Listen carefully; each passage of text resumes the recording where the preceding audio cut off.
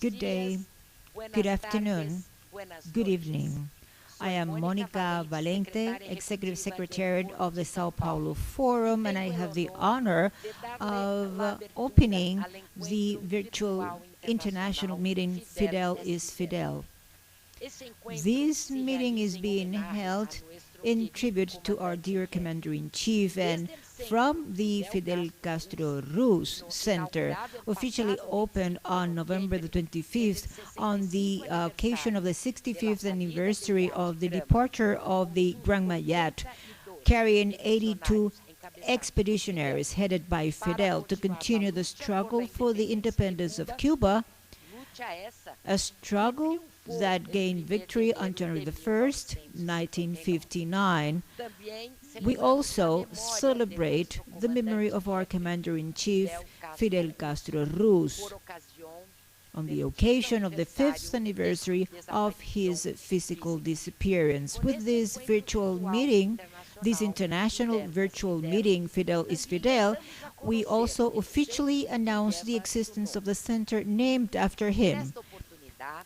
This time, I would like to introduce to you our first panel member this evening.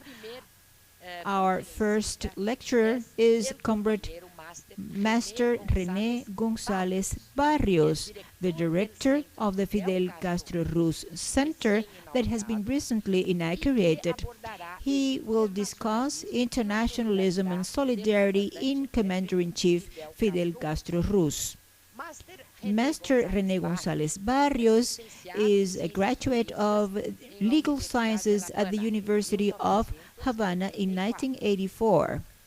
He holds a master's degree in military sciences. He is a member of the Cuban Academy of History, the National Association of Writers and Artists of Cuba, the Union of Historians of Cuba, the Association of Historians of Latin America and the Caribbean, the Union of Journalists of Cuba, and the Latin American Studies Association. He is a colonel in the reserve of the Revolutionary Armed Forces. René González Barrios is a member of the Máximo Gómez Foundation of the Dominican Republic. He has authored several books: The Mambises Intelligence, Weapons Without Borders, The Spanish Army in Cuba, 1868, 1878, The Captain Generals in Cuba, 1868, 1878, Crusade for Freedom, Venezuela for Cuba, Chile in the Independence of Cuba, A Man Stopped in Time, The Fruit That Never Fell from the Tree, The Soul of the Nation, among other books. He has published numerous articles in specialized newspapers and magazines of Cuba and other countries. He has taught lectures in Cuba, Costa Rica, Mexico, Spain, the United States, the Dominican Republic, Russia, Peru, Brazil, and Venezuela. Between 2006 and 2019, he usually wrote in the Verde Olivo magazine. He has been awarded with a replica of the Máximo Gómez sword around the year 2003. He was appointed as military attaché at the FAO and Mexico. In 2019, he presided over the Institute of History of Cuba, and from December 2020, he has been director of the Fidel Castro Ruz Center. Dear comrade, Master René González Barrios, you have the floor. Please do us the honor of listening to your lecture.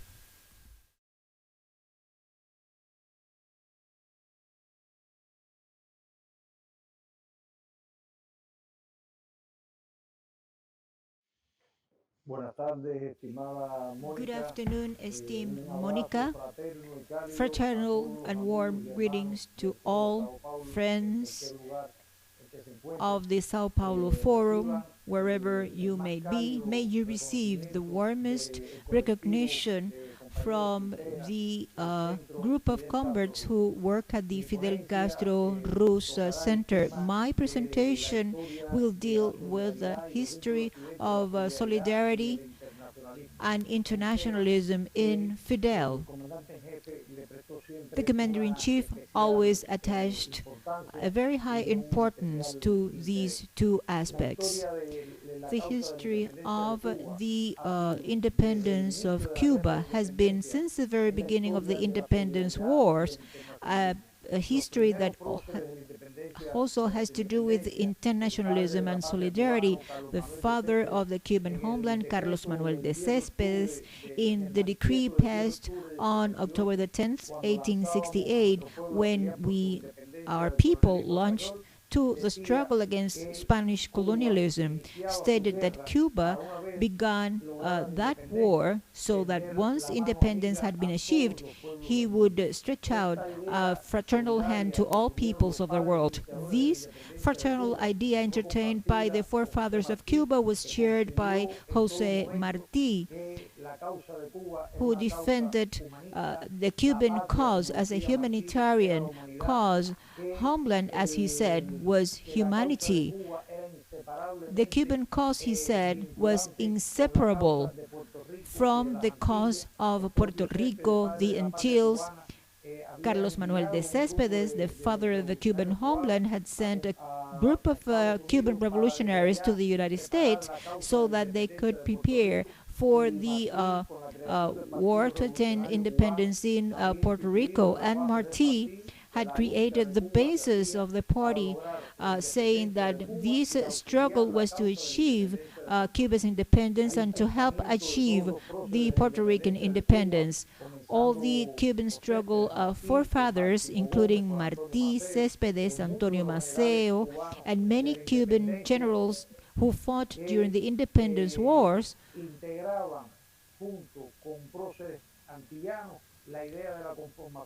shared the idea of the union in the Antilles as a protective shield for the independence and sovereignty of the Americas against the U.S. expansionism. Betances, Hostos, and others joined in these ideals, so they entertained this idea of creating a protective shield for all of our nations. Hundreds of foreigners participated in the independence wars in Cuba, among them Venezuela, Mexico, which recognized the belligerence of the Cuban fighters. As many as 36 foreigners attained the military degrees of generals. Many others participated in the army, and this inspired many generations of Cubans who found in solidarity and the assistance offered by all the peoples of the world to our cause for independence an important element for inspiration. Gomez is an icon of solidarity for Cuba, as it was the case for the Puerto Rican Juan Rius Rivera, the American Henry Reeves. The Cuban Medical Brigade created by Fidel has been named after Henry Reeve. These are medical doctors who travel to other countries to assist peoples victims of natural disasters. All of these inspired our Commander-in-Chief, who was a very passionate person towards the history of Cuba. Fidel had books he cherished very much. Even in his final statement, "History Will Absolve Me," he referred to two books. One of them, The Revolution of Yara, and the other one, The Chronicles of the Wars. In these books, Fidel read about all of these solidarity. He was very much linked to the cause of the independence of the Cuban nation. This was part of his universal and humanistic ideas. The young Fidel, during the 1940s, enrolled in an expedition while he was a student at the University of Havana to go and fight against the dictatorship of Rafael Leónidas Trujillo in the Dominican Republic. The young Fidel attended a students' congress in Colombia at the time when the presidential candidate José Eliezer Gaitán took up the arms and tried to fight together with the Colombian people for independence. The young Fidel, after the attack on the Moncada garrison, referred to all of these humanistic scope of the revolution that was to be made afterwards. He, during the exile in Mexico, knew about the unconditional solidarity of the Mexican people to the Cuban struggle against the Batista's dictatorship. Young Fidel was on board of Yata Gran Mayat, accompanied by an Argentinian, which was Che Guevara, a Mexican, Alfonso Guillén Zelaya, a Dominican, Mejias, known as Pichirilo, and an Italian citizen. There were 4 foreigners who came on board of the Gran Mayat. And he recognized the support given by all the Latin American countries to the Cuban struggle throughout the struggle against the dictatorship of Fulgencio Batista. Once the revolution triumphed, there was a first trip made by Fidel in January 1959 to Caracas, as Martí did, to pay tribute to Bolívar, the father of the American independence. So he always recognized Bolívar as the father of the Cuban independence and Venezuela as the country that was a guide to the independence of all peoples of the Americas. Hardly after the revolution triumphed, Cuba started to offer immediate support to all movements for the struggle against colonialism all over the world, to all popular movements against colonialism and against imperialism, and started to give military support and also civilian support to all causes requiring so.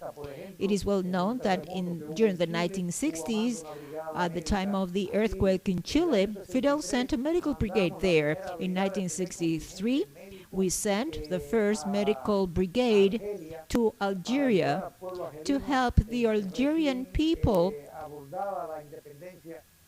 which had recently attained independence. Fidel's idea of taking solidarity to all peoples of the world, not only from the health point of view, through what he called the Army of White Robes, was also complemented by the participation of teachers, construction workers who have helped build hospitals in other parts of the world. Fidel offered assistance to the Vietnamese people during the U.S. military aggression. The Vietnamese remembered with a lot of respect a historical phrase told by Fidel: "For Vietnam, we are ready to give our own blood." Fidel visited the occupied territory in the southern part of Vietnam, and there were brigades of Cuban construction workers building up cow farms, building factories, helping the Vietnamese people as we did with other peoples of the world. Since the triumph of the revolution, following the praxis and the doctrine of José Martí and Céspedes, Fidel made the Puerto Rican cause a cause of his own. At the UN, the Cuban representatives to the UN mission were Puerto Rican independentists. Cuba and Puerto Rico had been united throughout history. Martí had said that country or homeland is humanity, but Fidel said that being internationalist was to pay our own debt with humanity. That historical debt has been taken on by the Cuban people as a huge responsibility, not because we feel predestined to take solidarity to other parts of the world. This has been a praxis as a token of gratitude to what other peoples have done for us throughout the years. Fidel always said,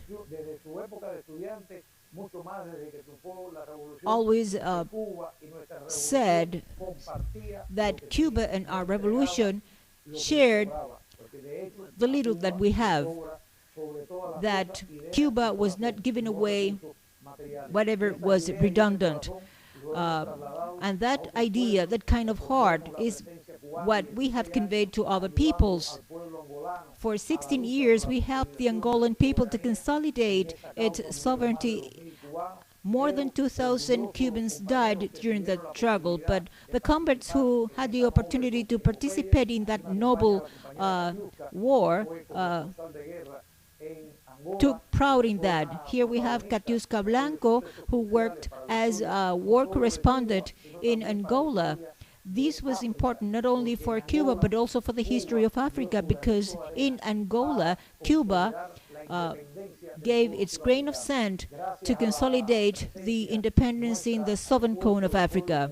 Thanks to the efforts made by the Cuban people together with the Angolan people and the Namibian fighters, the end of apartheid came in Africa. These were actions taken by the Cuban people under the guidance of Fidel. In the midst of the collapse of the socialist bloc in 1991, when our country lost 85% of our foreign trade, Fidel opened up the doors of our country with the very little resources that we had left to help the children and families victims of the nuclear accident of Chernobyl.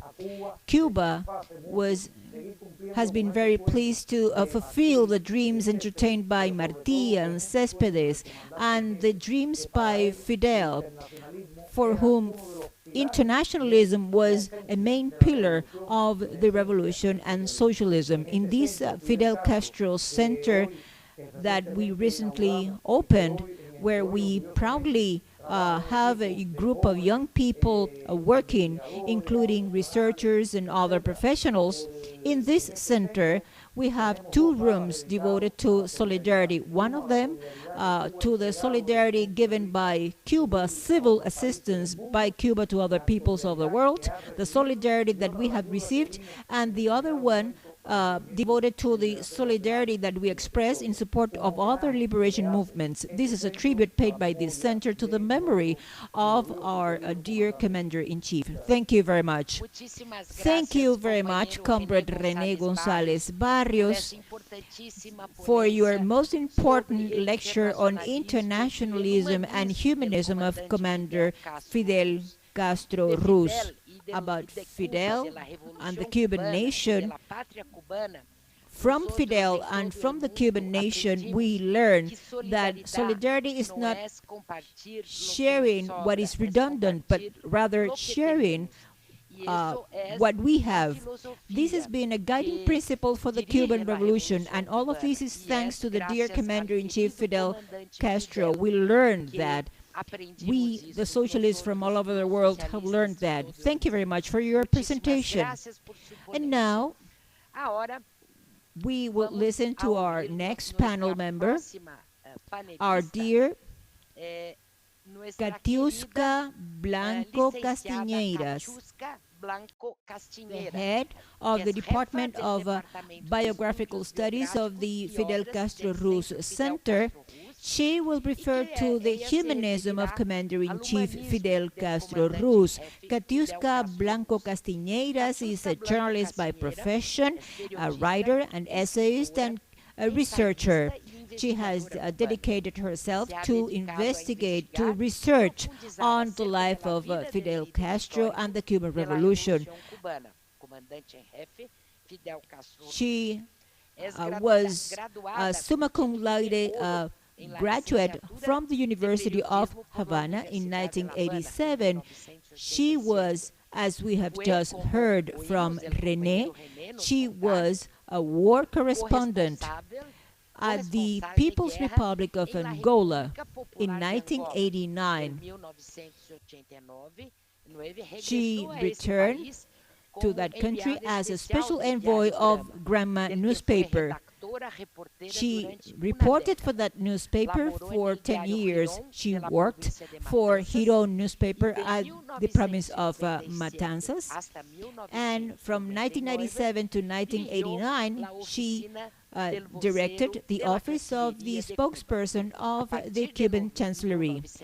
After 1999, she started to work at the Council of State of the Republic of Cuba, where she carried out historical research and where she worked as advisor. She collaborates with the Juventud Rebelde newspaper and with Radio Havana, Cuba. Her articles have been published in national and international web pages and newspapers. She has given lectures at universities and book fairs in many countries. She authored the book All the Times of Setters, The Family Picture of Fidel, The Galician Roots of Fidel, Fidel Castro Ruz, The Guerrilla of All Times, A Dialogue with the Leader of the Cuban Revolution, The Dream About City, and she was the co-author of Voices of the Miracle and Children of the Miracle, translated into several languages and published in many countries. She was in charge of the edition of the books written by Fidel Castro Ruz, like the Strategic Counteroffensive and the Strategic Victory.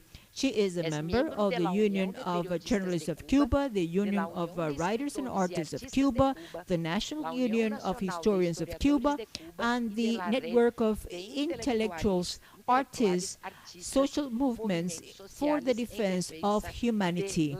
At present, she works at the Fidel Castro Ruz Center as the head of the Biographical Studies Department. Please, Katiuska, do us the honor of listening to your lecture. Welcome.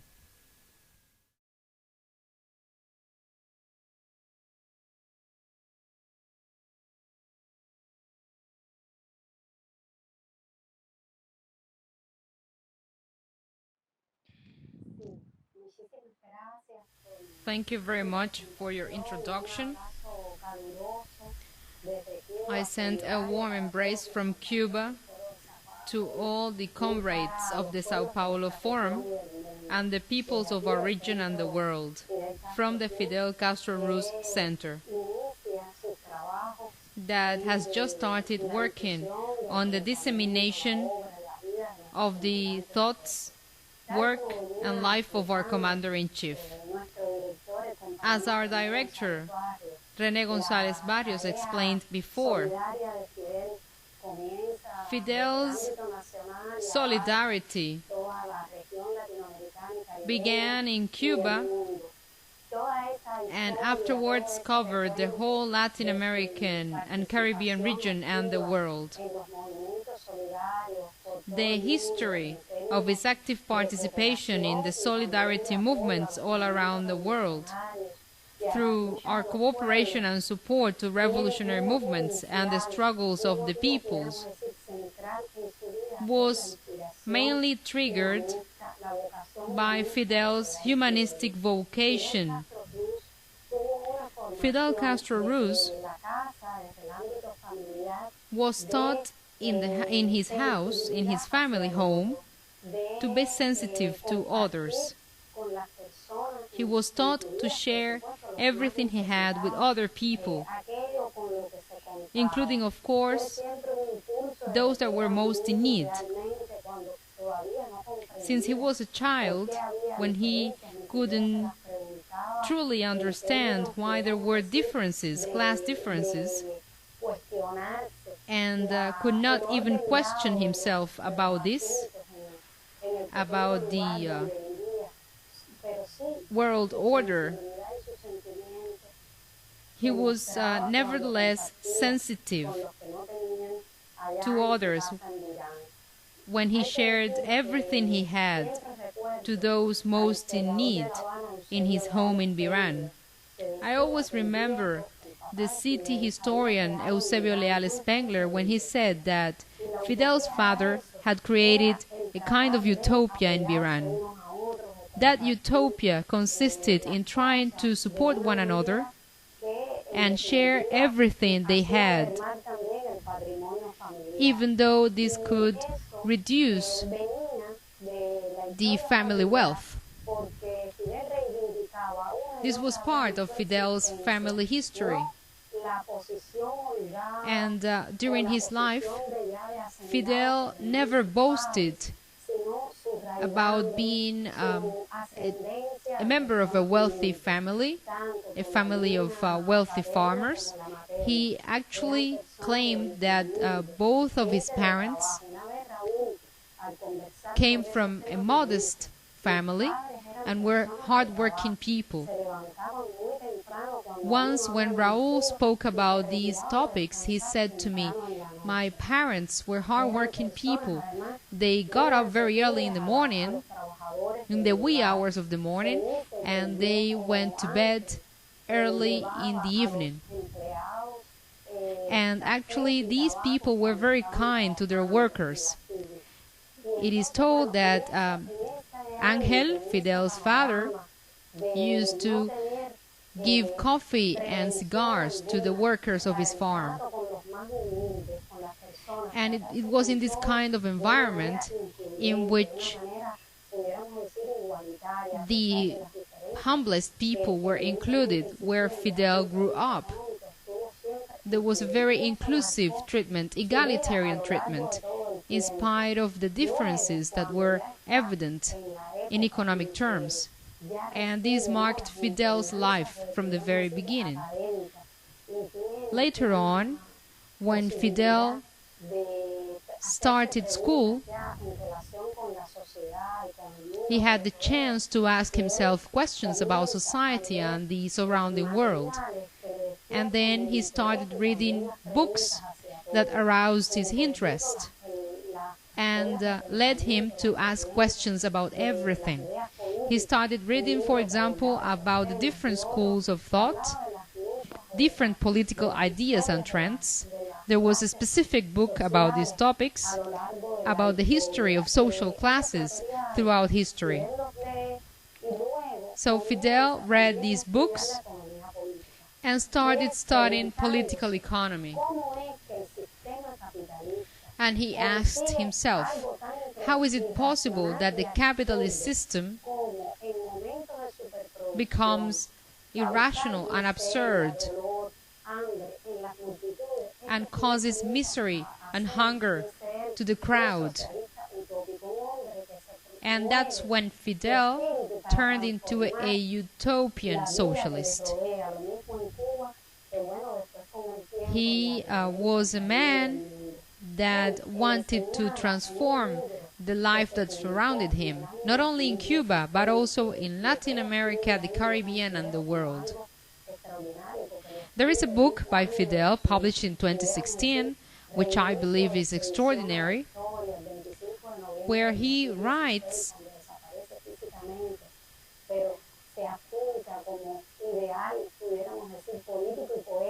this book that was published in 2016 when Fidel died, because he died in November the 25th, 2016. And it is a poetic and political book. And in the preface of the book, it is written that politics is what Fidel was after. And why is it so? Because politics allowed him to transform the world around him, to transform reality, to change what the capitalist system had established in terms of the class differentiation. And humanism is cross-cutting in everything Fidel did and his passion as a fighter, because he wanted to create policies for the welfare of the peoples. And that is when we can say that Fidel's struggle began, and his passion to materialize the revolution.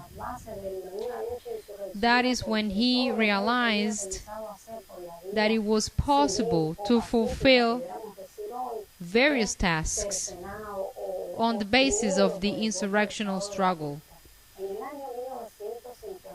And everything Fidel wanted to do in a peaceful way was obstructed or blocked after the coup d'etat by Batista. In 1953, shortly before the attack on the Moncada garrison, Fidel goes to the small town in which he had been born and writes about this experience in a wonderful letter. When he was in prison, he remembers the time of his visit and explains that the status quo had to be changed. He wanted to sensitize his disciples about the situation. And Fidel tells the history of Cuba when he says, years have gone by, but since the so-called republic started, nothing has changed. So we can say that from that time, Fidel wanted to change everything. He wanted to change the life of our nation. And he said that the root of tragedy could be seen in the people. And that is when his aspirations started. And he decided to undertake all of his fights. When the Cuban Revolution triumphed in 1960, he gave a speech to the Speleological Society, and he acknowledged in his address to the Cuban youth that even though they knew about the geography of the country, they didn't know anything about the social distress in Cuba. And this is what led Fidel to execute the revolutionary project and to want to transform and change the situation. There was a single purpose behind his fight, and it was to make the Cuban people happy. And as René said, when we think about Fidel's education, we realize that he was inspired by the Bolivarian ideas, by Martí's ideas. Since Fidel was a child, he always admired the heroes, the warriors of ancient times. But when he read about Bolivar, he realized he was an extraordinary hero, because he did not attempt to conquer peoples, but to free the peoples. And in the case of José Martí, he was inspired by him because he was a man that followed Bolivar's ideas. And throughout Fidel's life, we can see that his thoughts have a continental expression, but also an international expression. Since year 1948, we notice an anti-imperialist approach in Fidel. He was not only anti-capitalist, but also anti-imperialist. Since he was very young, Fidel fought for Puerto Rican independence against the dictatorships of Somoza in Nicaragua and Trujillo in the Dominican Republic. When he was a child and a young man, he said that Santo Domingo was closer to him than Havana, because he was from the eastern part of the island. Fidel fought as well for the sovereignty of the Panama Canal and the Argentinian sovereignty over Marshall Islands. He always believed that Venezuela was the country that should lead the continental efforts for a true independence, the true independence of the peoples of our region. We must also say that Fidel was the man that worked the most to achieve unity not only in Latin America, but to achieve the unity of the Antilles. This was very close to Fidel's heart. When he was a child, he had the chance to spend time with Haitians and see their suffering. And that is when Fidel tried to achieve Latin American and Caribbean unity and worked very hard for it. Later on, we could see that Fidel was moved by the dramatic history of our peoples and our region and the world, and the great challenges tackled by humankind. I will never forget Fidel's remarks in the Food Summit, the World Food Summit in November 1996, when he condemned that a huge number of people died every year of hunger. So we can see the dimension of Fidel's thoughts and how concerned he was about the damage to the environment that endangered the very survival of the human race and, of course, the survival of our planet. He mentioned many times that the planet might survive, but we, the people, the human beings of this planet, would not survive. The human civilization would not survive. So in this regard, Fidel's ideas, vocation and concern have a universal dimension. Until the very last day of his life, he said that we had to fight, that we had a duty to keep fighting. And that is why we must study Fidel's ideas. We must get deeper into his history and the history of our peoples. And that is why I believe that the best tribute we can make to Fidel, for the sake of our peoples and the happiness of our peoples, is to keep fighting, to fight until our last breath. Thank you very much. Thank you, dear Katiuska. When you spoke about Fidel's anti-imperialist struggle, his view of Latin American and Caribbean unity, I think I must mention that the existence of the São Paulo Forum is the result of Fidel's strategic ideas. Fidel, together with Lula, always insisted on continuing our struggle against imperialism and keep on building Latin American and Caribbean unity. This is what gave rise to the São Paulo Forum. I am honored to lead at the moment. So we owe our existence to Fidel, our existence as the São Paulo Forum. We owe this to his strategic ideas that are very much alive. We will now give the floor to the third panelist, that is Dr. Elier Ramirez, the Deputy Director of the Fidel Castro Ruz Center, and we'll talk about Fidel Castro and his relations with the United States.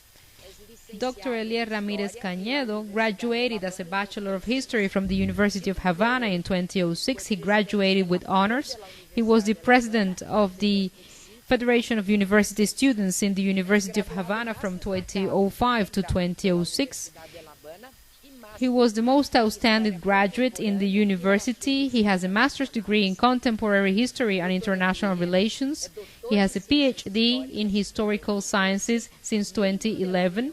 He's a member of the National Union of Cuban Historians, the Union of Cuban Artists and Writers, the Association of Latin American and Caribbean Historians, and the Latin American Studies Association. He's an assistant researcher and an assistant professor at the Raúl Roa Higher Institute of International Relations. He's a member of the Cuban History Academy, a member of the National Examining Board of aspiring PhDs in political sciences. He's a member of the editorial board of the Contexto Latinoamericano and Cuba Socialista magazines. He's a member of the Cuba-US Working Group at the Union of Cuban Artists and Writers, and he's a member of the Cuban chapter of the Network in Defense of Humanity. I give the floor to Dr. Elier.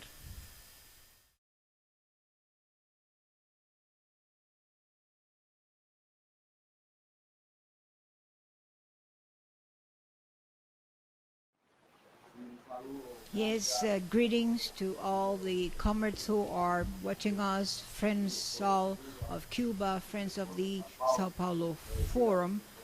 As you said, this is also part of the founding Fidel, when it seemed to be impossible that in Latin America for left-wing movements to emerge, that there were progressive movements, there were new revolutionary process.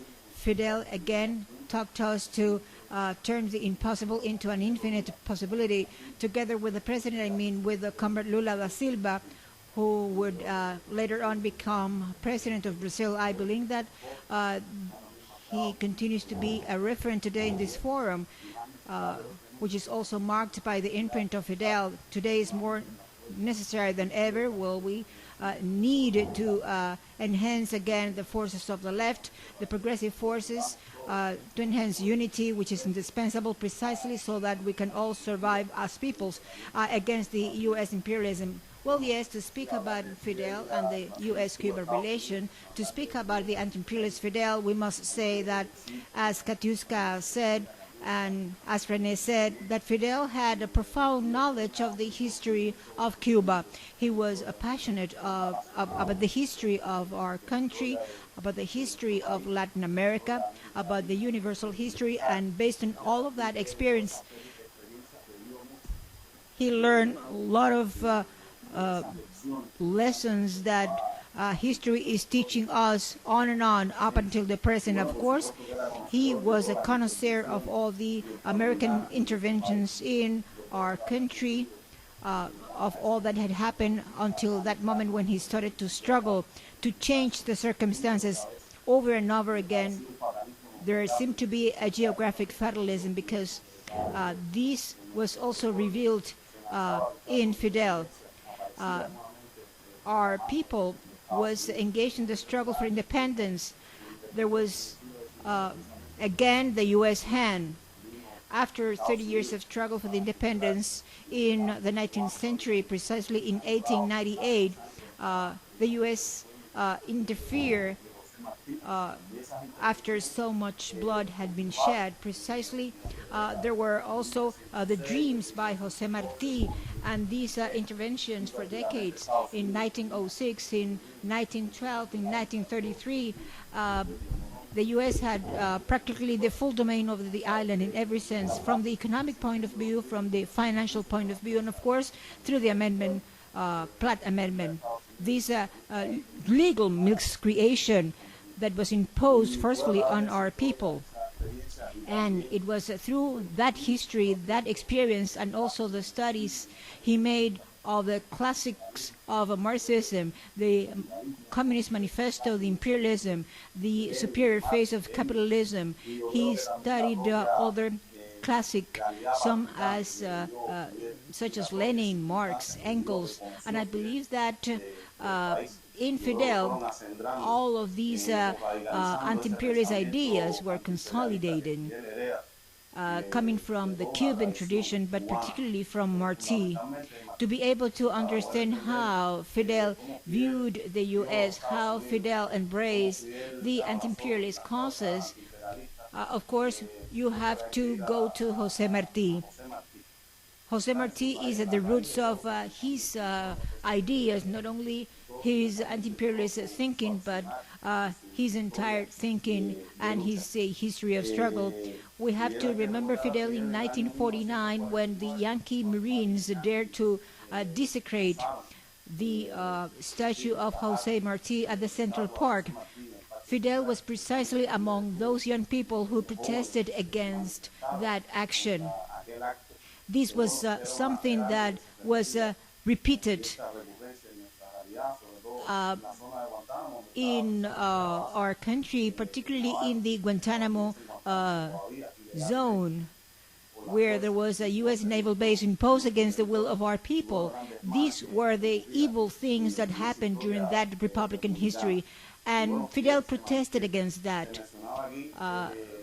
We also saw how Fidel embraced the Latin Americanist ideas. Fidel admired Simón Bolívar's ideas. He was also a follower of José Martí's ideas, and he started his struggles at the university. Fidel was part of the pro-democracy in the Dominican Republic committee. He also joined the pro-independence committee for Puerto Rico. Fidel embraced the anti-imperialist causes of the times. He called for the return of the Panama Canal to the Panamanian people. He embraced the Malvinas Islands cause in Argentina. I mean, he embraced all the causes that were defended by the peoples against the American imperialism. Fidel embraced them all during his years as a university student, and as time went by, his ideas consolidated further. Reference was made to the experience he had at the expedition of Cayo Confites, the coup d'etat in Bogota in 1948. When Arturo Agape told about his experience, he said that despite the fact that that was a chaotic movement and a spontaneous uprising of the people, perhaps without a guide or without a program, he was nevertheless ready to die for that cause, because he understood this was a cause similar to the causes for which the Cuban people and other peoples of the region were fighting for. And he was ready to offer his life for that cause. I believe that Fidel was a profound anti-imperialist in terms of his ideas and his actions, but this should not be understood as an anti-U.S. feeling. Fidel also embraced the causes of the American people. Fidel supported the U.S. people. He taught the Cuban people to make a difference between the U.S. government, the American imperialism, and the U.S. people. And in this regard, we can now understand why the U.S. people, when they come to Cuba, feel impressed or are amazed in a certain way to see the way in which the Cuban people welcomes the U.S. citizens in our country, because Fidel talked to us that anti-imperialism cannot be guided by hatred or fanaticism. He also learned that from José Martí. He followed a policy towards the U.S. based on principles and on ethics, and Fidel was always consistent in this regard. He learned to be ethical even with his enemies, and he taught us tremendous lessons since the times when he was at the Sierra Maestra Mountains. And everybody wonders, how come Fidel was capable of defeating 10 American administrations, which did everything against him, including 600 attempts against his life. But they did everything to overthrow the Cuban Revolution. Cuba had no relations with the Soviet Union. The socialist character of the revolution had not been declared, which happened in April 1961. Since the very year 1959, the U.S. administration, headed by Eisenhower, had adopted a policy to bring about a change of regime in Cuba. They could not accept any project 90 miles away from his coast, a country with a totally independent policy from the domestic and international point of view. But in this regard, Fidel became into, let's say, an expert in domestic and international policies. Regarding the U.S., he thoroughly studied the reality of that country. Gabriel Garcia Marquez said that after Cuba, the country Fidel knew the most, despite of the fact that he didn't live in the U.S., as it is the case for Jose Marti, who lived 15 years there. Fidel, the country better known to him after Cuba was precisely the U.S.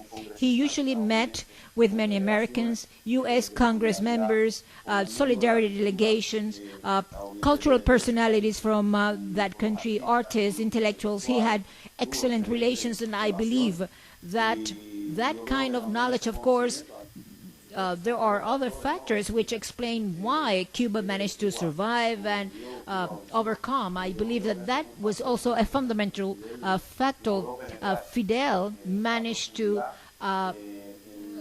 know very thoroughly the domestic life and the foreign policy of that country, and this made it possible for him to adapt to the actions of the enemy. Fidel even foresaw several times what happened later on under the Obama administration. He had already realized that there were certain sectors that had realized that the classical aggressive policy against Cuba rendered no results, and that it was worthwhile exploring new paths with Cuba. And Fidel realized that as from the end of the 1980s, he said that at some point in time, there would be an attempt to achieve the same purposes with regards to Cuba, not through the classical aggressiveness, but through seduction. He said that in the year 2000, under the Clinton administration, when he said, well, perhaps the imperialism exponents are speaking about that the revolution could not be destroyed by force and will now be destroyed by seduction. And he said, perfect, that is the way forward. Or am I paraphrasing? I encourage you to lift the blockade, to allow your citizens freely travel to Cuba, to establish any kind of relations with Cuba, and let's see if they manage to destroy the Cuban Revolution. And nevertheless, at the end, he said, well, I have the duty to advise you that the revolution could not be destroyed by force. It won't be destroyed either by seduction. And then under the Trump administration, there was a certain change of policy, but under the Trump administration, there was a tightening of the aggressive policy against our country. Fidel has been present with us all the time. I believe he has been present the whole time in the people, in the ideas, the actions of the people, and also among the new generations who are also occupying the trenches, all the trenches in our country, to maintain the work and the sacrifices made by many generations who started to struggle in the 19th century, as from October the 10th, 1868. Fidel was a master in the art of policy making. He didn't try to turn the Cuban people into a closed conch. Quite on the contrary, he had an immense confidence on the capacities of the Cuban people, in the capacities of the Cuban culture to receive every type of influence. He said that there was many more merits in a revolutionary coping with those kind of influences, and that continued to be revolutionary. Many a time he personally showed to have a great capability to politically influence in different U.S. sectors, taking the truth of Cuba, and he did so. In the case of Congress people from the U.S. who visited our island, they came to talk to him, and after returning to the U.S., they had a completely different vision. They became persons in favor of the lifting of the blockade and the standardization, normalization of relations between both countries. I believe that those are lessons which are indispensable from Fidel.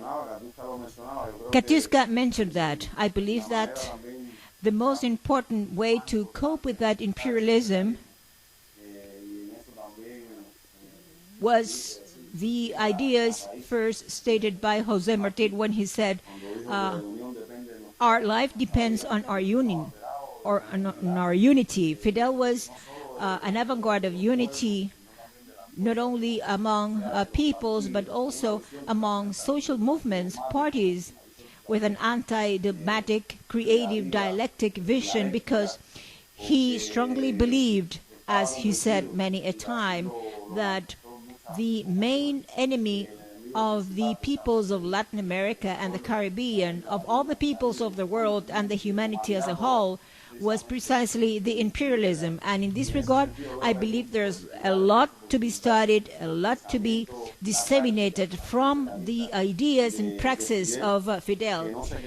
I believe that these materialized in reality in many a way. We usually refer to Girón, which was the first defeat of imperialism in Latin America. And we usually say that after that day, the peoples of Latin America were freer. And the example of the Cuban Revolution, as long as this example remains alive, peoples of the world will also be freer. The more present the ideas of the work of Fidel is, the freer the peoples would be, both the people of Cuba as well as the peoples of the region and the world. And we have a lot to discuss and disseminate. One last aspect I would like to underline. I believe that Fidel contributes to that a lot. We are living through a cultural warfare, a very intensive warfare of symbols. He was also a champion in the struggle against that cultural imperialism. We are being invaded by imperialism many a time. I mean, from the point of view of a cultural colonialism, the way in which it is reproduced in certain realities and in certain processes. I'm referring to the ideas and concepts imposed from outside, imposed on us for centuries, imposed on the peoples of Latin America, the Caribbean, and the world. And I remember something very important, Our America, the speech by Marti, but Fidel was also a champion in the struggle against that cultural imperialism, which is all the more subtle. It can be seen very clearly. It is not fought against in a very massive way, as it may be in the case of a direct military invasion or an economic aggression. In the midst of the present circumstances, this is one of the fundamental components of imperialism, which is trying to dominate our peoples through other ways which are much more subtle. Fidel is an undying example. Thank you very much.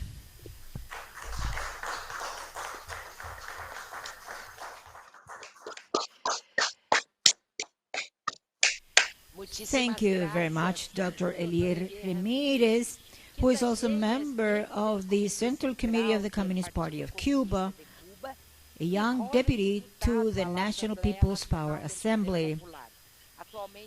He is currently the deputy director of the Fidel Castro Ruz Center. Thank you very much, Dr. Elier, for your contribution. I believe that We all have a lot to study, a lot to learn from the reflections and the thinking and the speeches by Commander-in-Chief Fidel Castro Ruz.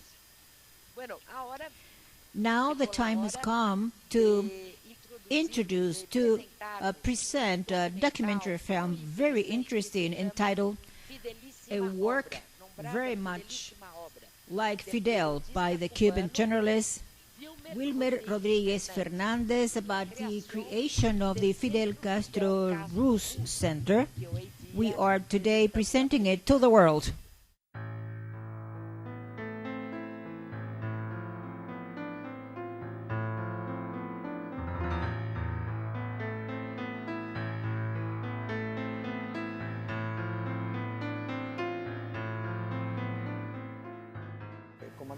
Commander-in-Chief was an enemy of the possibility of using his name to name schools, institutions, streets. Fidel asked us not to name anything after him, but the country must have a place where we could study in depth the essence of Fidel. There has been a popular claim, also a claim by deputies, stating the need to have at least one center, some kind of institution devoted to the study and the dissemination of his thoughts and his work. By the end of 2016, the National People's Power Assembly approved law number 123, whereby we created a national institution named after the leader of the Cuban Revolution, destined to the study of his thoughts and his works.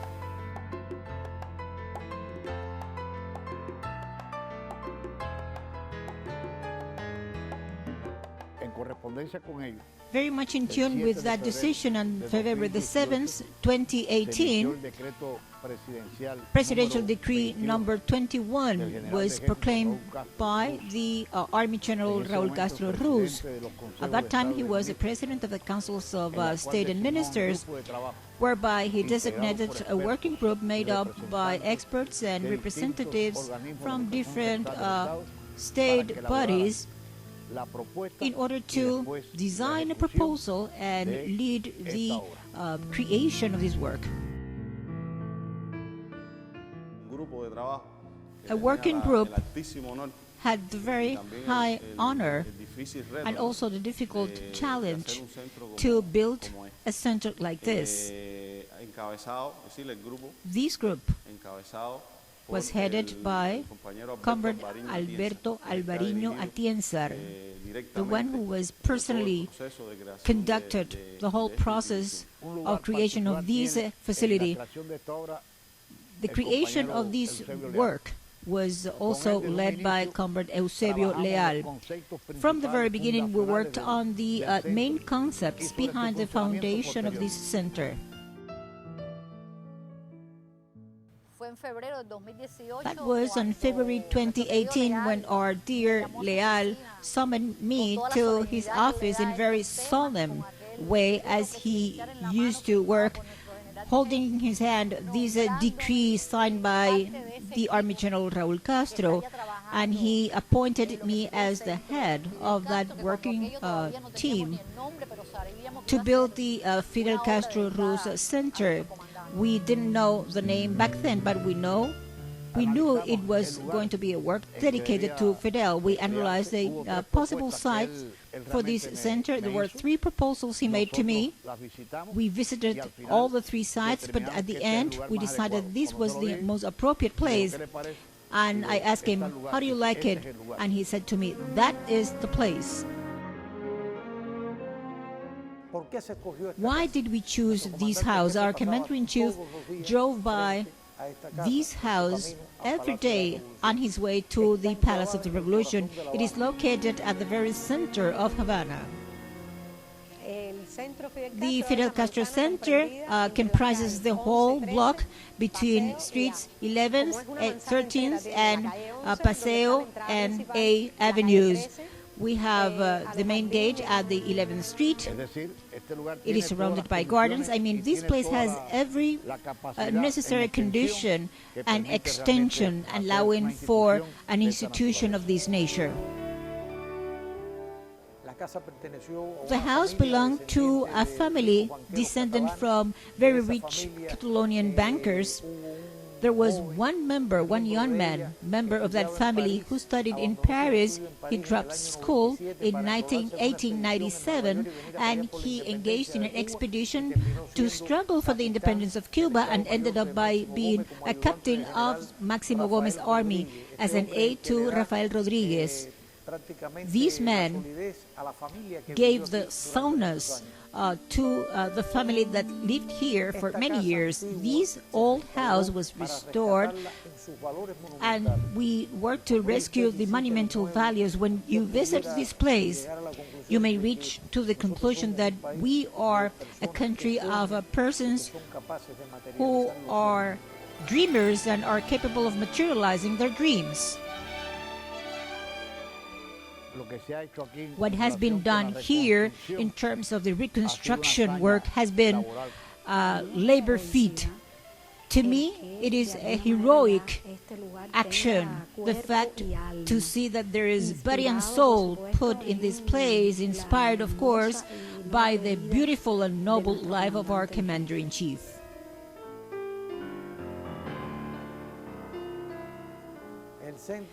The center is not a museum. The center is not a high studies center. The center is not a study center. The center is a public institution that combines every possibility for communication, research, for the study of the life and work of Commander-in-Chief, and to disseminate it throughout all generations. The center has a vocation of disseminating information so that persons, from children to adult persons, are able not only to know about our history, but also to feel our history, to live our history. When you get to know and you feel things, you are capable of defending what you feel. The center is a compound of institutions. It has 9 exhibition halls, trying to summarize and get as close as possible to the legacy and the work of our Commander-in-Chief.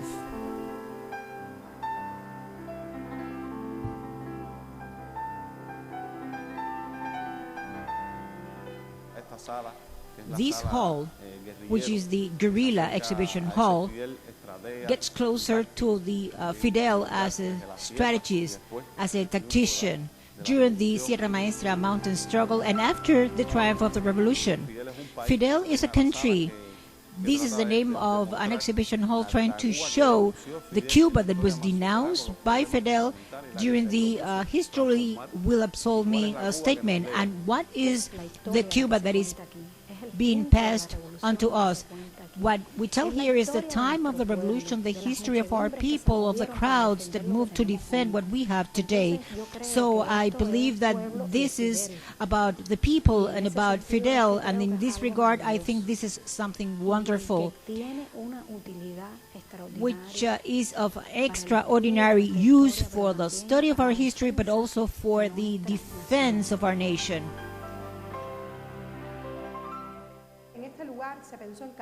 We thought about every single detail. Nothing has been placed here by chance. There has been an intention behind everything here. So when people look at objects, get moved and imagine Fidel using those objects. We hope to be able to feel Fidel in every corner of this center. A very simple example is the backpack.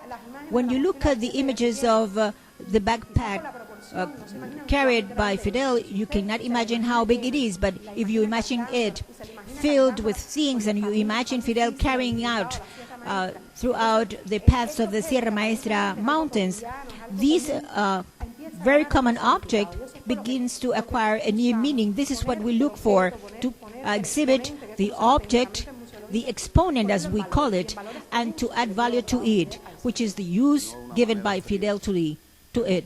Not in a very cold way. For example, we brought in one of the jeeps used by the Commander-in-Chief. When we saw the jeep entering the center, this was really a very moving moment that was shared by all of us present here. We were able to touch the jeep. We were able to carry the jeep among several of us and to place it where it finally stayed.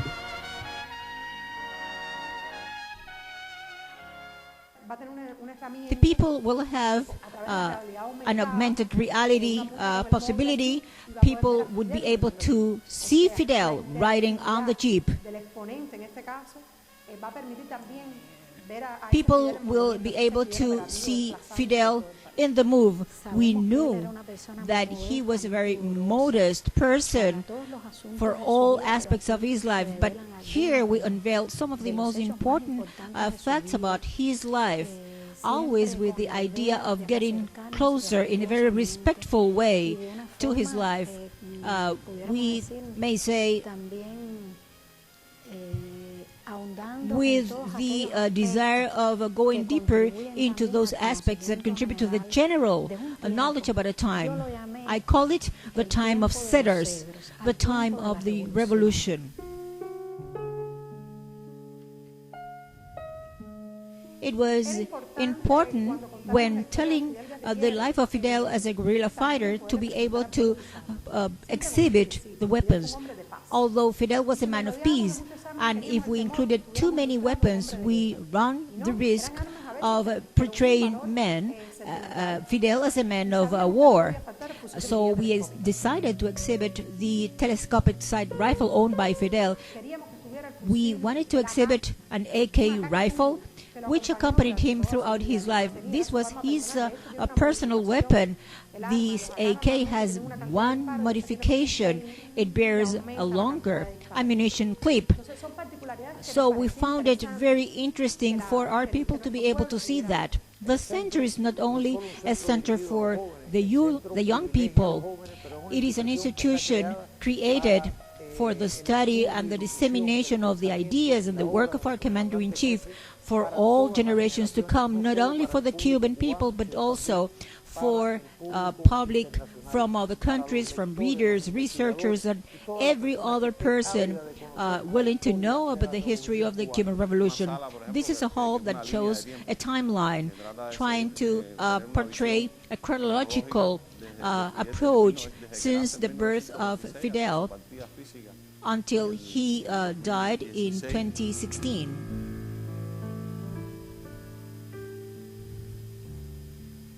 I believe that that is impressive. I mean, the way it was conceived. You can go on a tour from his childhood until the last of his days through images.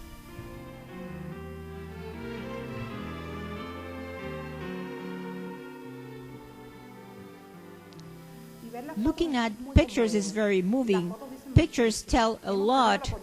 We have reviewed more than 30,000 pictures of Fidel at different places, treasured by persons as things of their own, who have donated these pictures so that these may be an attractive exhibition. There is a very wide room for temporary exhibitions. 5 Palm Trees is the name of it, where people would be able to see sculptures, pictures, an amphitheater, the Turquino Amphitheater, where several activities can be staged there, including cultural, artistic activities, always with the idea of linking them with the life of Fidel. There is also a museological value in plants. We do not bring in a plan because they were beautiful, but they were very close to the life of Fidel. Such is the case of the speeches brought from the forest of Biran when Fidel was born, or from the Sierra Maestra.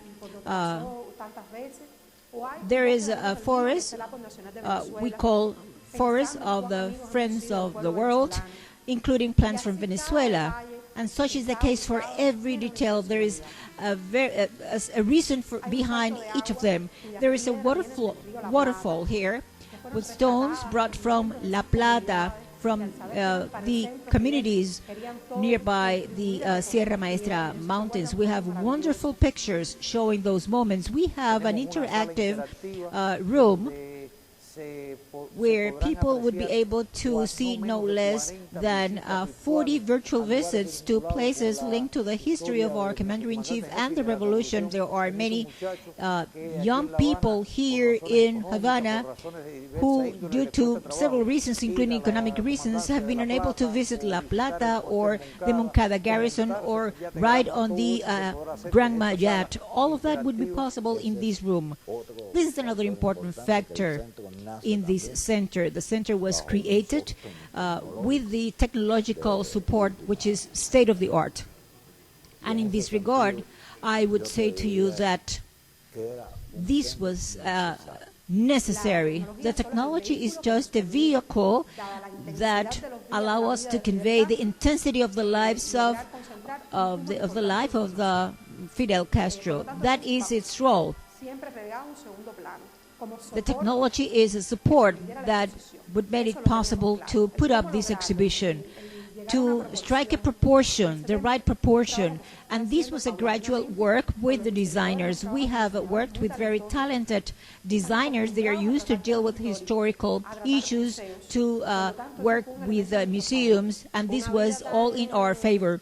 Such a long and rich life required technological supports to be able to show huge content in a small room, because no matter how big this center may look like, it happened to be small regarding all the materials that we had to exhibit. So with the support of designers who have been very creative in each and every room, I mean, the wisdom showing that this center may be of use for Cuba and the world indicates that this would not be any regular center. In my language, I say this is not a surfing but a diving center. But for that, we have to connect technology with the heart of the people. If this center is intended to be of use for teenagers and children, we have to reach out to the heart of them. There's no more expeditious way than to reach out to the heart. The center has different departments. For example, the center has a department for publishing materials. We have the publishing seal, Alejandro Editions. We have a small printing house, a very modern printing house to publish the works by the center. We have a department of information made up by a modern library. We will have a fabulous library. People will be able to get closer to Fidel or read the press of that time. The center will offer services to the public. We have a database of all the speeches by Fidel in video and sound format. And as long as the documents of the history of the revolution are declassified, reflecting parts of the life of Fidel, all of them will be made available to the public through the publication system of the center. We are compiling as much information as possible about Fidel so that this could become a very good place to study the life and the work of Fidel. The center has a research department to promote studies about certain areas and spheres of the life of the Cuban Revolution. We have a department for biographical studies and works by our Commander-in-Chief. Our Commander-in-Chief was a prolific man when it comes to generating ideas. The main purpose behind this center is to keep that legacy very much alive and to keep Commander-in-Chief struggling side by side with us, multiplied in an entire people. It is a place of a special beauty. This always impressed us, and when we started to discover the treasure that was being in the making, in terms of the documents by Fidel, the extraordinary photos of Fidel we had never seen, his writings and speeches, I believe this would be a very special place. Martí said that we do not quite know things unless you discover them. There has been a follow-up, a permanent follow-up on this work by President Miguel Díaz-Canel. Periodically, he has visited this institution, this work. The Army General Raúl Castro Ruz has also followed up on the construction of the center.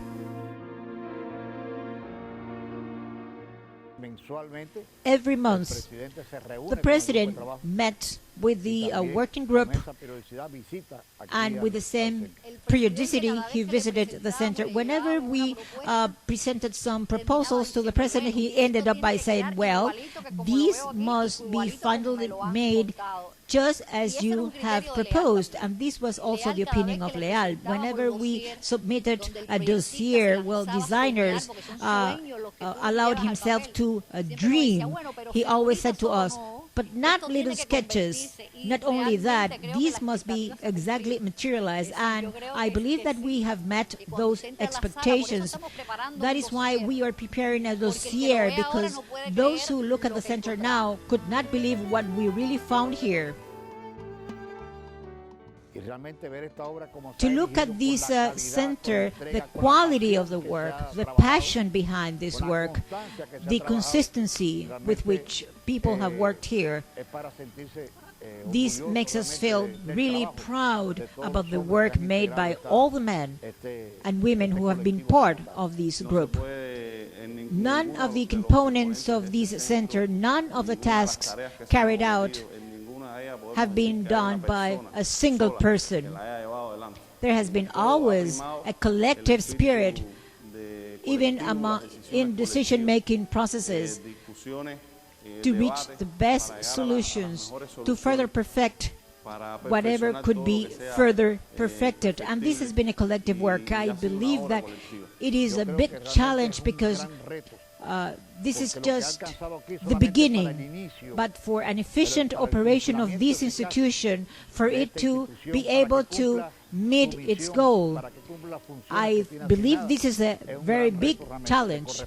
It is up to all the executives heading this center, who have been trained and prepared to work here. It is up to them to meet the expectations and the goals established. The institution would be nothing without the people working here, without them feeling the passion of life, and as to the history, like the ones felt by Fidel, Raúl, and even Eusebio, who had a certain vision, a very profound feeling, a very organic feeling, as Fidel felt it, a very solemn spirit.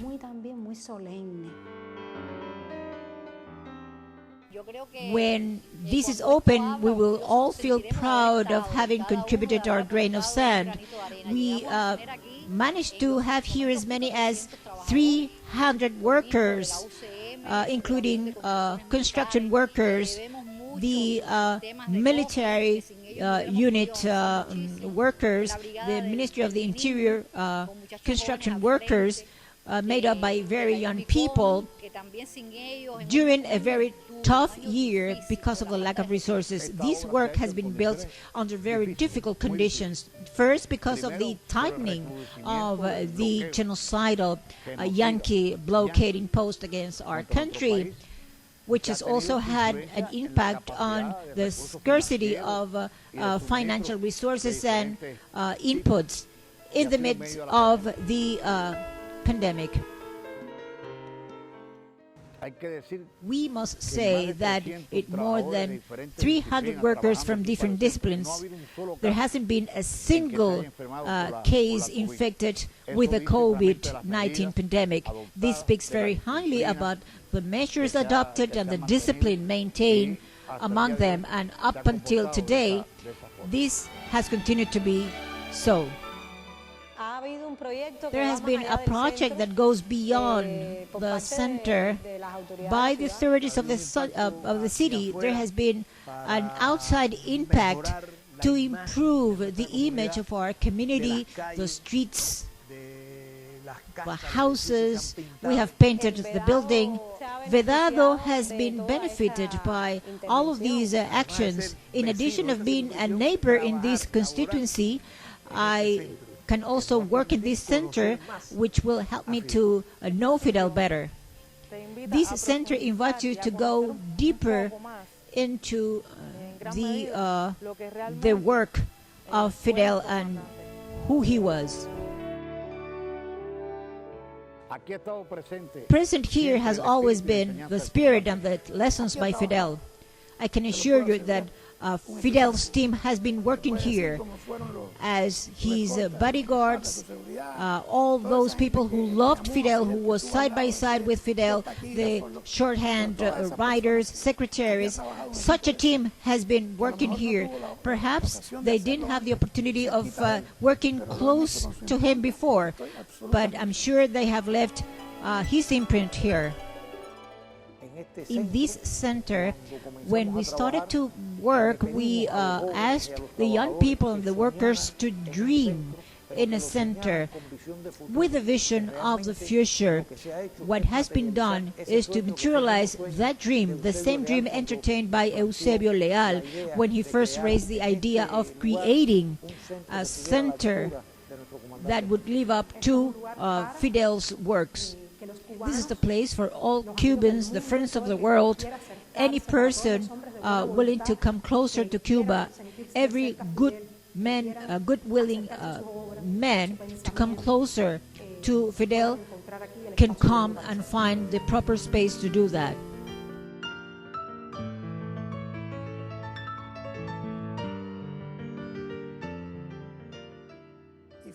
Fidel asked us very strongly, in a very beautiful way, which speaks very highly about him as a human being.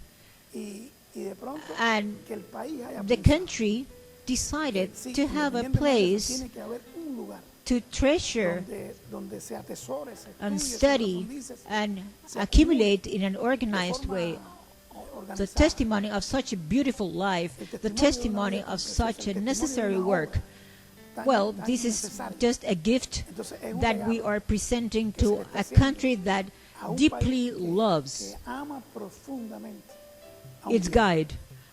I remember when we first started to work here, a journalist called me to congratulate the working group and told us, we congratulate you for the work that is very much like Fidel. And today we can say that we feel proud, committed, and pleased with the work very much like Fidel's that has been finally materialized. What originally seemed very difficult, what looked like a dream, has come true with this center.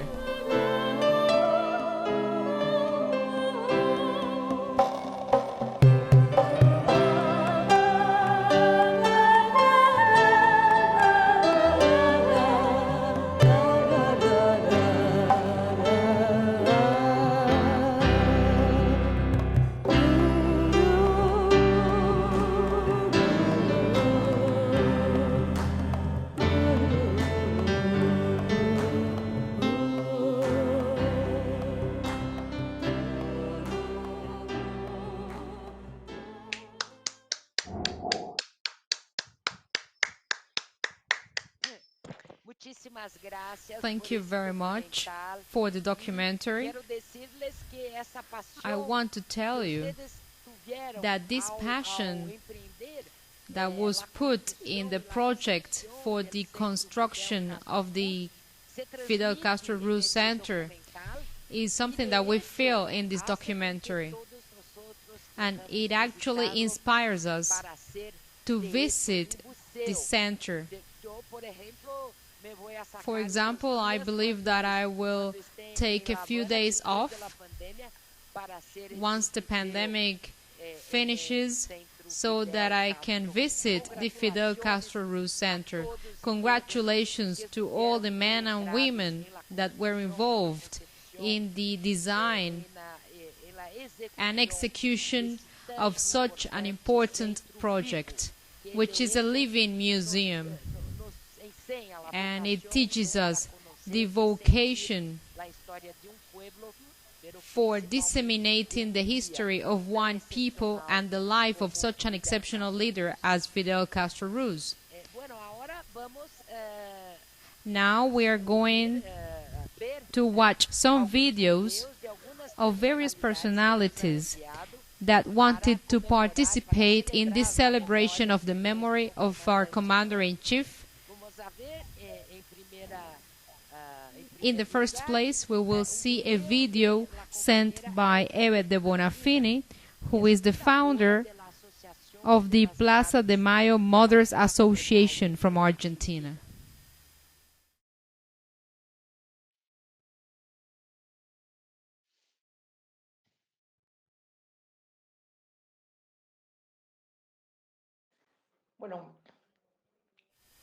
Well, no one can believe that Fidel is gone. He's present in our mind every day because of what he meant to all of us, because of what he gave to the world, because of his solidarity, his integrity, his clear vision in politics. Of course, we miss him, but he's present in many things that we do. Fidel is one of those indispensable men. He's an exceptional man, one of those men that are born once after many years, and that is why he's widely respected in the world. I remember that I wanted to buy a picture of you once, and I couldn't find any picture. Of course, he never thought of having a picture taken, since he was giving us so much through the revolution. The revolution is now more necessary than ever. Latin America needs a revolution like the Cuban Revolution, like the revolution built by Fidel together with his comrades, those that we will never forget either. And that is why we always have to shout, "Long live Cuba, long live Fidel, long live Che."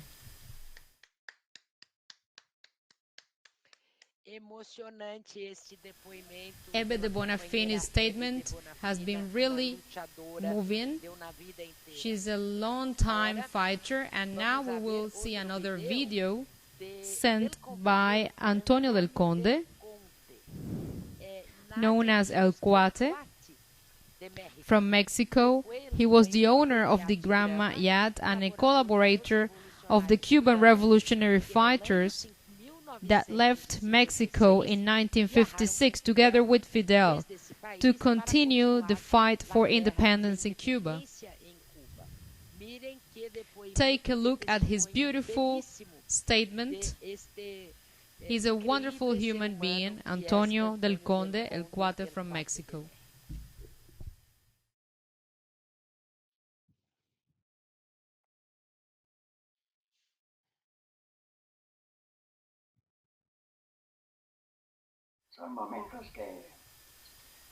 There are moments in life you don't forget. So what I wanted to say is that even though I was not the first to approach them, I did support all Cubans from the very beginning. And actually what they did was for the Cuban people. That was it. And that is one of the first things I saw in Fidel. I saw his great capacity, and in the second place that he was struggling for the Cuban people. And in the third place,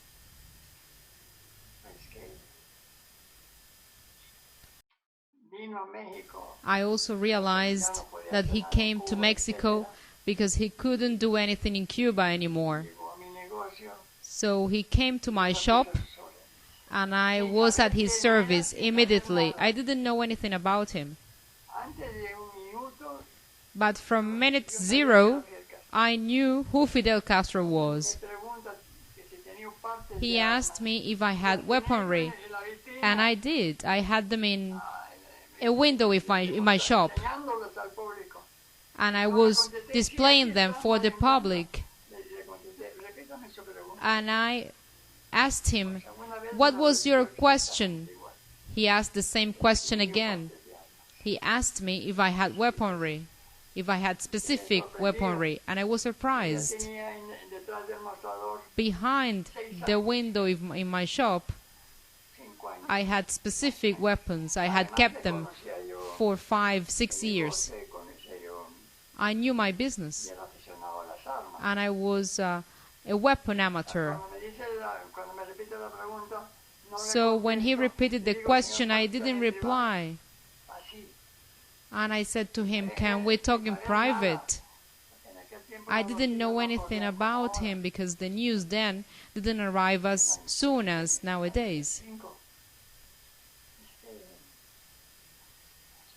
So I asked him to talk in private in my business,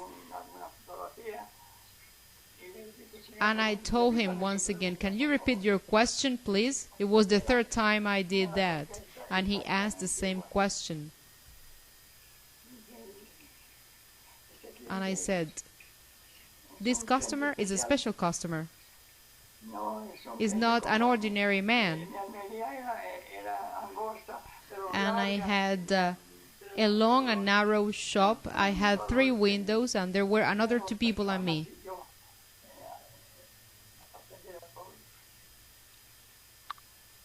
When we repeated his question, I realized that he knew what he was after, but that was not the way in which I did business.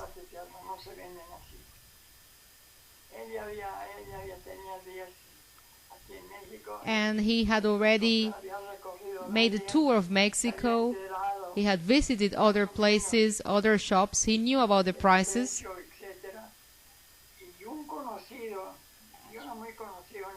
And I really knew about weapons.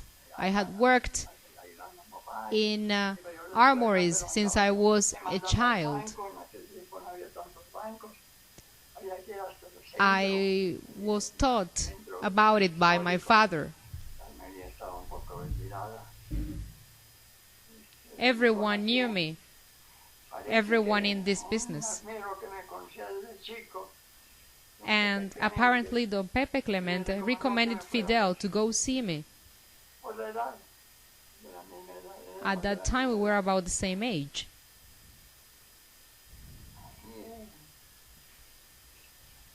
So we started talking, and after a while he said to me, "I will talk to you again.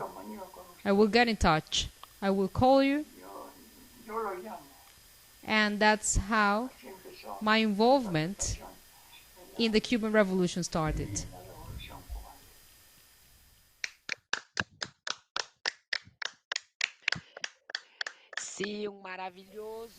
This was a wonderful and historic statement by a very special person that is quite a character in the history of mankind, the owner of Grandma Yacht that carried the expeditionaries led by Fidel to achieve Cuba's independence. Now we are going to watch another very important video by our dear friend, former President Rafael Correa.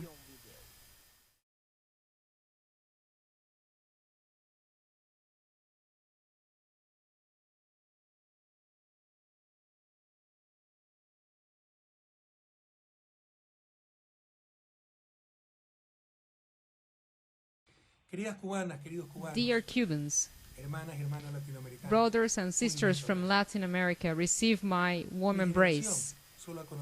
My generation only knew free Cuba, revolutionary Cuba, that makes us proud in Latin America. But talking about Cuba, since I had conscience, is talking about Commander Fidel Castro Ruz, who inspired us when we were teenagers, when we were young fighters.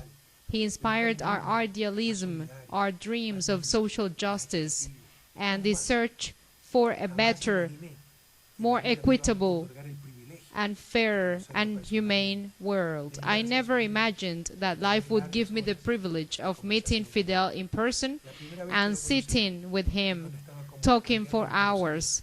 When I first met him, I was an unknown candidate for Ecuador's presidency. Hugo Chavez was a far-sighted man, and he arranged an appointment with Fidel. He was waiting for me, together with my assistant, in one of the houses of El Laguito. He summoned us at 10 p.m., and we kept working until 6 a.m. I fell asleep 3 times. He was a very hard-working man. He was an impressive person, and that is why he was both loved and hated. And no one could remain indifferent to him, and that is why that is what bothered his enemies the most. He wasn't hated by many people, but he was hated by the most powerful, because he always fought against those powers that tried to dominate us, to maintain underdevelopment and backwardness in our region.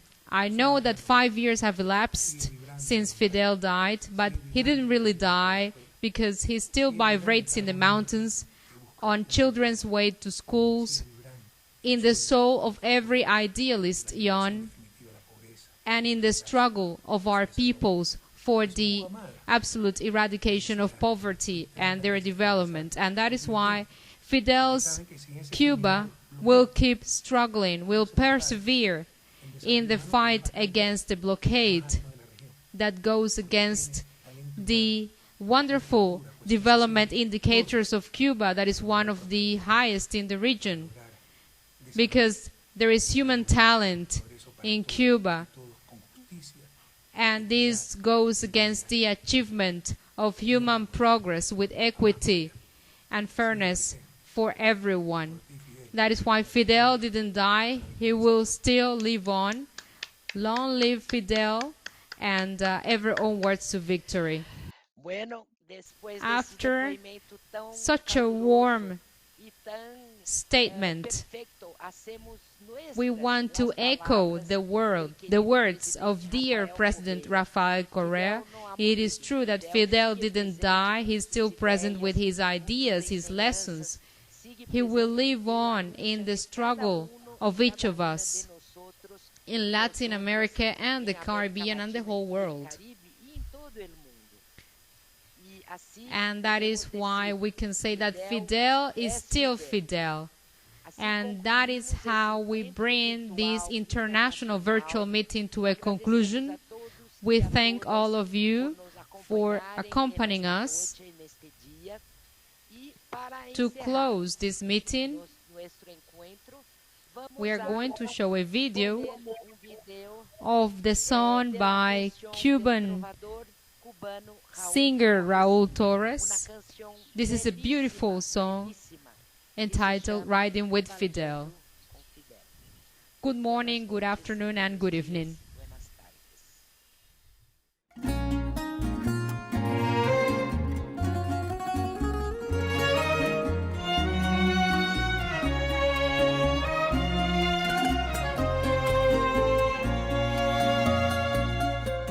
Dicen que en la plaza en estos días se les ha visto cabalgar a Camilo y a Martí, y delante de la caravana, lentamente sin jinete, un caballo para ti. Vuelven las heridas que no sanan de los hombres y mujeres que no te dejaremos ir. Hoy el corazón nos late afuera y tu pueblo, aunque le duela, no te quiere despedir. Hombre, los agradecidos te acompañan. ¿Cómo anhelaremos tus hazañas? Ni la muerte cree que se apoderó de ti. Hombre, aprendimos a saberte eterno, así como lo vi Jesucristo. No hay un solo altar sin una luz por ti.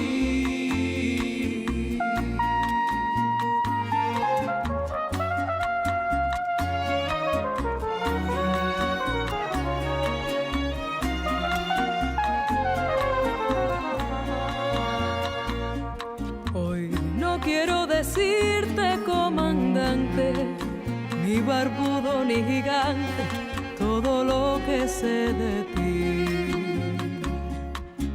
Hoy quiero gritarte, Padre mío, no te sueltes de mi mano, aún no sé andar bien sin ti. Hombre, los agradecidos te acompañan. ¿Cómo anhelaremos tus hazañas? Ni la muerte cree que se apoderó de ti. Hombre, aprendimos a saberte eterno, así como lo vi Jesucristo. No hay un solo altar sin una luz por ti.